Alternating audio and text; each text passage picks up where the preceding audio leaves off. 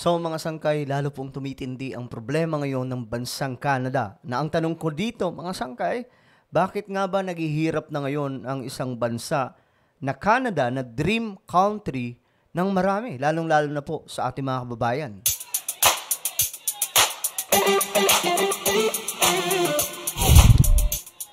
Hello, what's up mga sangkay? Magandang oras po sa inyong lahat. I hope na okay lamang po kayo dyan. So pag-usapan po natin itong Canada ngayon. May papakita po ako sa inyong video kung saan makikita po natin na napakarami na nga po ng mga taong sakali na lamang po natutulog.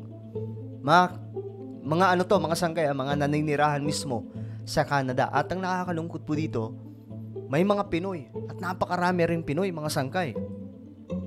Ano ba ang nangyayari sa Canada mga sangkay? Bakit tila baga putok na putok ito ngayon balita mga sangkay, not just in other countries or international media, maging sa Pilipinas, nagpapakaabot na po ito.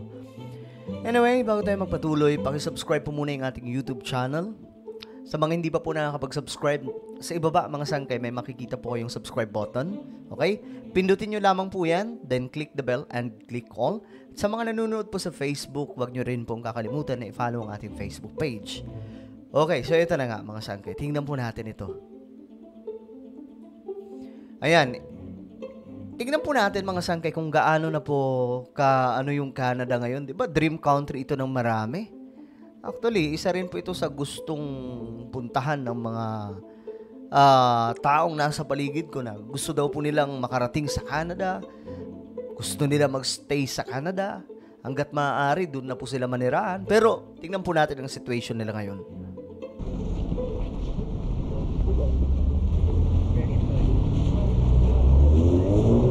Halos, parang Amerika na rin mga sangkay. Isa ito sa mga dream country ng marami. Pero tingnan nyo, ang daming homeless. Nakakaawa na tingnan, no? Tingnan nyo, oh.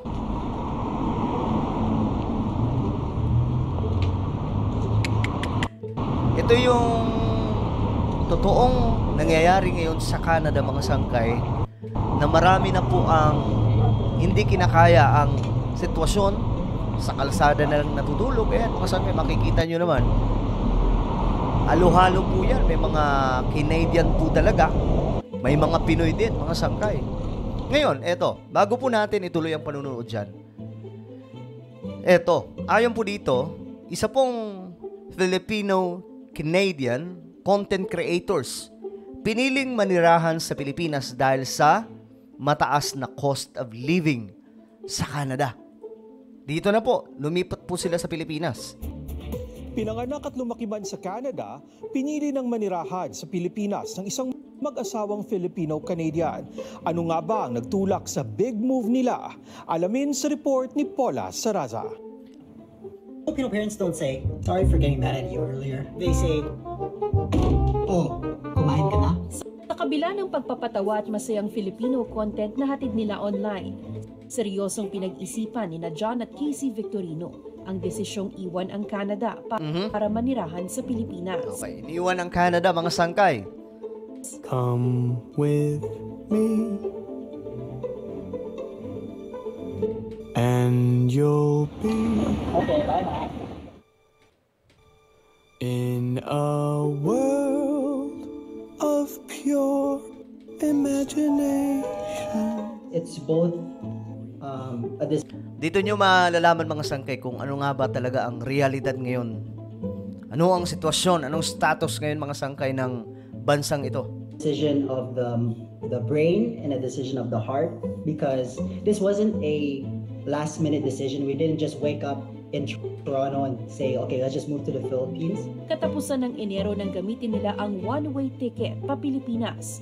Bukod sa pagkilala sa sariling kultura, may mas malalim pang dahilan ang big move ng mag-asawa. Ito, mas malalim yung dahilan mga sangkay. I want to put a disclaimer that we already know that we're sobrang privileged kami to be able to move from Canada to the Philippines, because we know that a lot of Filipinos wants to move to Canada too. Pareho humang pinanganak at lumaki sa Toronto. May full-time na trabaho at may dagdag na income. Okay. Ito ha, full-time na trabaho, may dagdag na income. Doon po sa Toronto, sa Canada. Ano ba ang nangyari? sa pagiging content creator. Ramdam ng second-generation Filipino-Canadians ang tumataas na cost of living sa Canada. Tumataas na cost of living doon sa Canada. At ito po yung situation ngayon ng bansang ito. Yung housing market sa Toronto, it's like what, 1 million, 1.3 million is the average cost of a house. Grabe. And for us, it didn't really seem like a realistic plan to be able to build wealth and to buy a house, as opposed to back then during our parents when they immigrated to Canada in 1988, 1989, around that area, they were able to afford a house. Aminado silang hindi basta-basta ang naging desisyon at kulang pa ang exposure sa klase ng buhay na posibleng maranasan sa Pilipinas. Kaya para hindi mabigla, matapos ang pandemya, ilang ulit nilang binisita ang Pilipinas bilang mga turista at bilang Filipino-Canadians na nais maranasan ang tunay na pamumuhay sa bansang pinagmulan ng kanilang mga magulang. My mom she's very supportive, so she's really okay with us moving here, even though she's like, I would say, Generation X. She really understands the trials and tribulations of millennial Gen Z, like in terms of finances. Nasa Pilipinas man, magpapatuloy pa rin daw ang paggawa nila ng content. Okay, so yan yung ilan sa mga Pilipino, mga sangkay na ngayon ay mas pinipili po na umalis na po sa Canada. At isa po sila sa mapalad. Kumbaga may pera sila eh. Kinaya po nilang umalis mula sa Canada papunta sa Pilipinas. Pero may mga kababayan po tayo doon, mga sangkay, na talagang kagaya po nito, mga homeless na hindi na po nila kayang i-afford ang umuwi sa bansa. Kagaya po na ito. Water? Thank you so much, sir. No problem. Hungry too much, eh? Yeah. Okay. Thank you so much. There you go. Thank you, sir. What's your name? Kenneth. Joe. Thank you. Yo. What's your name? Shakira. Shakira. Oh, famous artist, huh? Yeah. Bye-bye. Thank you. Take care, bro. Grabe. Thank you very much. Water. Ito, kitang-kita natin mga sangkay. Mga homeless. What's your name? Richard. My name's Joe.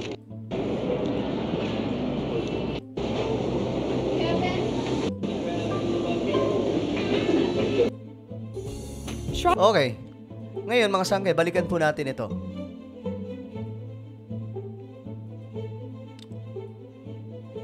Ayan. Nakikita nyo po sa video na ito yung klarong situation ngayon ng Canada. Ang tanong ko nga dito, bakit naghihirap na yung bansang ito? No? At kamusta kaya yung mga kababayan natin dyan? Okay lang kaya yung mga kababayan natin sa Canada? Grabe, no? Hindi natin ma-imagine na noon itong bansang ito kilala na dinarayo at nililipatan ng maraming mga tao, mga sangkay para manirahan. Pero kung titingnan po natin ngayon, ibang-iba na po yung situation. May mga iba mga sangkay actually na mapaalad naman po talaga, may trabaho, may maayos po nakita. So, tinitiis na lamang po nila yung ganitong klaseng situation. Pero may iba po talaga na kagaya po ng ilan sa mga Pilipino no, na sabi po nila, wala na po silang pang-uwi sa Pilipinas, kaya doon na lamang pag-alaga mga sangkay sa kalye. So yan, no? Makikita nyo, may mga homeless sa gilid-gilid. Parang, mas ano pa to, mga sangkay, mas malala pa actually sa Pilipinas. Kasi sa Pilipinas, mga sangkay, halos hindi naman po ganito na talagang pamilya na po ito na nasa kalsada na lamang po nakatira. Ayan o, tingnan nyo kung gaano kadumi. Halos parang parang US na rin. Sa US kasi may mga ganito na rin.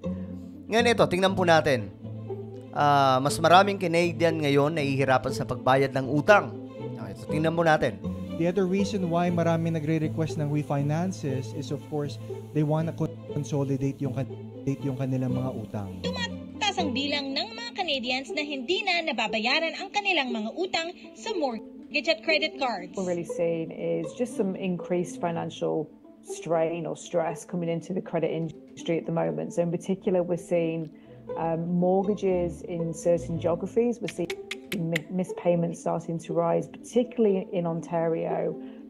BC is kind of a fast follower on that one as well. Ayon sa Equifax, tumaas ng Wala lang tunog yung ibang part, no? BC on Ontario, the housing market, minimum amount that they might have approved for. ayon sa mortgage broker na Okay, so ito nga po ngayon yung ano, no? Ito yung malaking problema. So I hope yung mga kababayan po natin dyan, okay lang sa Canada.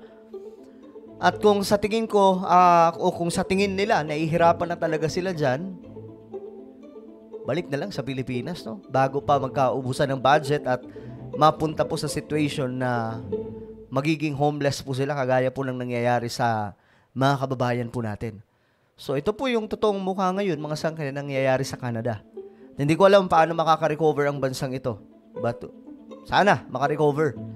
So ano po ang inyong opinion, mga sangkay, sa nangyayari sa bansang Canada? Ano sa tingin nyo? Yung mga nasa Canada na mga kababayan po natin, pwede po ba mag-comment kayo? Ano ba ang sitwasyon nyo dyan? So ayun, mga sangkay, meron po akong isang YouTube channel, Sangkay Revelation. Hanapin nyo po ito sa YouTube.